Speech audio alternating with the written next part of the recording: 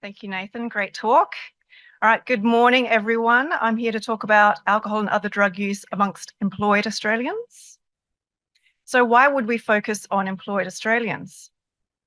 We've got two perspectives we can go through here. First of all, from an employer's perspective, we would hope employers are interested in the health and safety of their workers. We know that they're definitely interested in worker performance. There's also some costs to employers from alcohol, tobacco and other drug use by their employees.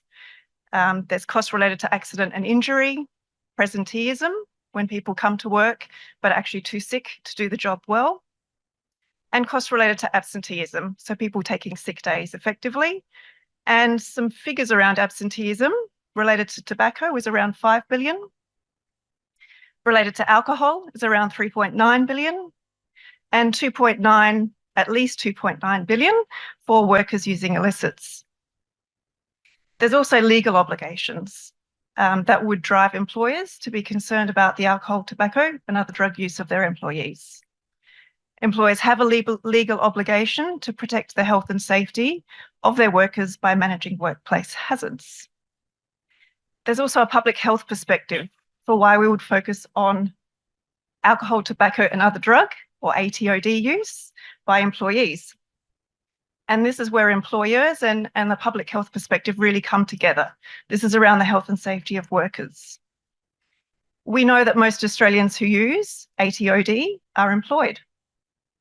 And almost 1/3 of employed Australians consume alcohol above the national guidelines. Therefore, the workplace is a potentially effective site for ATOD prevention and intervention. However, which workers, if we were to target an intervention, which workers would we target and with what interventions? So NCETA conducted some research to look at alcohol and other drug use by employed Australians and produced two reports. The first report, part 1, really helps answer this question of which workers. Part 2 looks at what are the implications for workplaces and with what interventions we might want to target workers.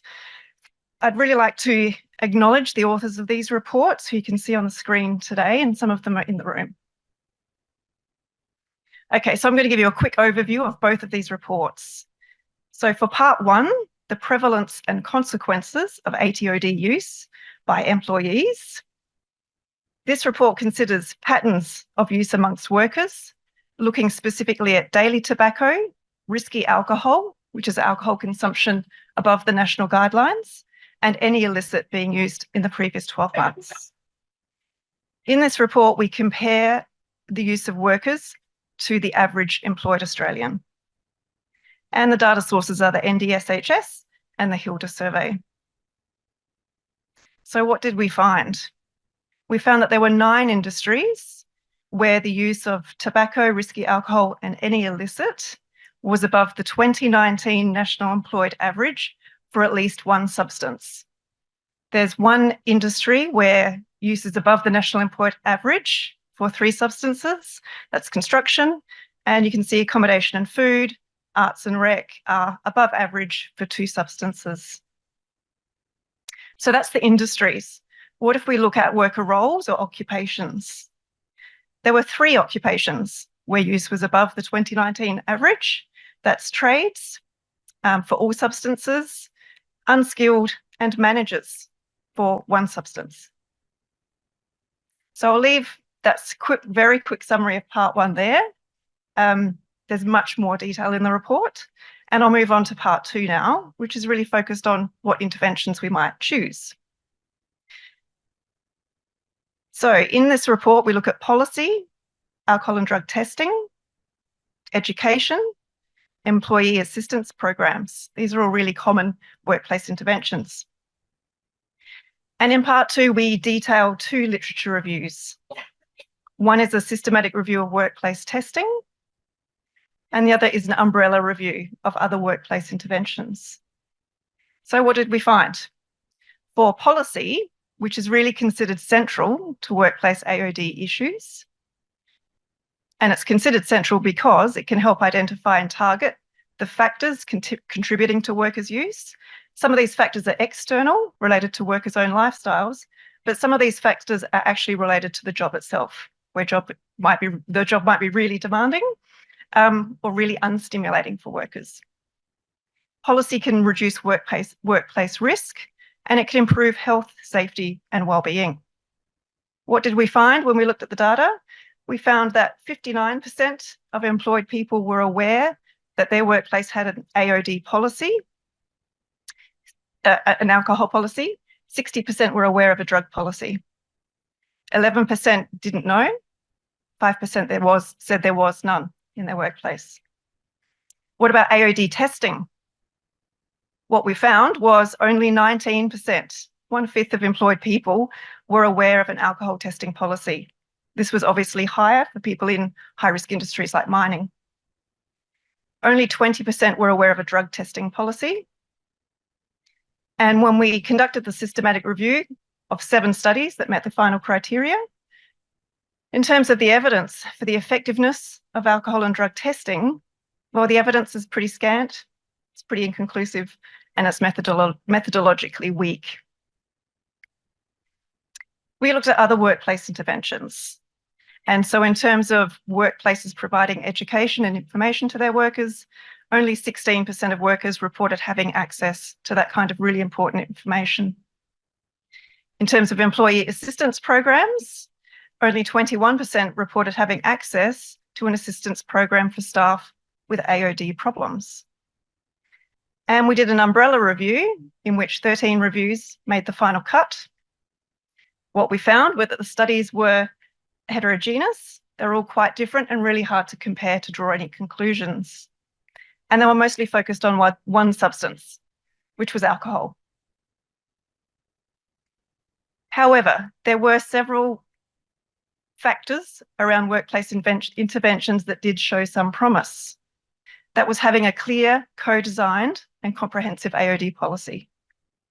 Having multi-component interventions to address AOD issues. For example, policy plus education, psychosocial programs plus brief interventions, and access to counselling. Face-to-face delivery over electronic delivery, and regular but shorter sessions. Interventions tailored specifically to the workplace culture and context. So there's no one-size-fits-all approach. And having an AOD component embedded within a larger health promotion or psychosocial program on health and well-being, which is something that really reduces stigma. So what next? In terms of where do we focus our attention? There are other considerations beyond just rates of use above the average employed Australian. For example, what substance do we want to focus on? What kinds of industries have higher consequences for ATOD use? What kind of behaviours are actually modifiable? Would we have more bang for our buck if we just target alcohol, for example? And what population of workers do we want to look at? And what is the population? What's the size? What's the numbers? Or what is the prevalence and proportion? And I'll end now with a couple of graphs just to demonstrate how taking a different focus can really change the decisions that we make. So if we look at population versus percentage, the graph on the left, if you want to play just a numbers game, you'd be thinking, let's target construction, looking particularly high on alcohol there. You probably wouldn't look at arts and rec, and neither would you really look at electricity, gas, water, and waste as an industry. However, if we look at these population numbers as a percentage, and if we're particularly interested in normative behaviours, we can actually see that across all of the industries, they're not as differentiated as we might have thought if we just looked at numbers. And so really it's a matter of targeting everyone in every kind of industry, because especially alcohol use is quite normative there. And so when we do look at this from a percentage perspective, this time electricity, gas, water, and waste does look like something we would target, especially around alcohol. And for illicits, we might turn our attention to arts and rec services.